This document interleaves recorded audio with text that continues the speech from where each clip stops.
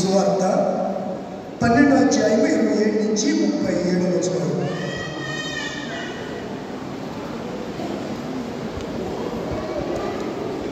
ఇప్పుడు నా ప్రాణం కలవరపడుచున్నది. నేనేమను?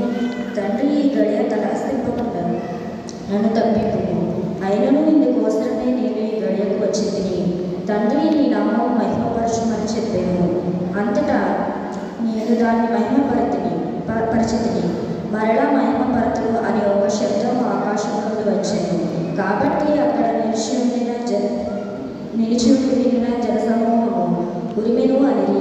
మరికొందరు దేవదూత ఒకడు ఆయనతో మాట్లాడినది.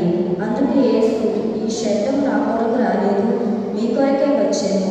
ఇప్పుడు లోకమునకు తీర్పు జరుగుచున్నది. ఇప్పుడు ఈ లోకాధికారి బయటకు త్రోసివేయబడును.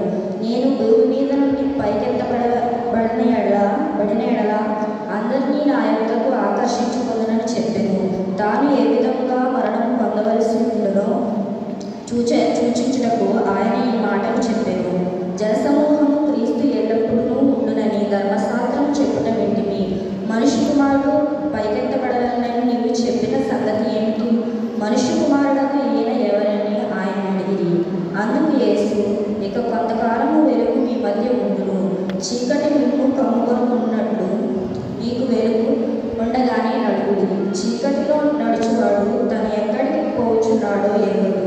మీరు వెలుగు సంబంధులగునట్లు మీకు వెలుగుండగానే వెలుగు ఎంత విశ్వాసం ఉంచుడని వారితో చెప్పారు. యేసు ఈ మాటలు చెప్పి వెళ్ళి వారికి కనబడకుండా దాగి ఉండేను.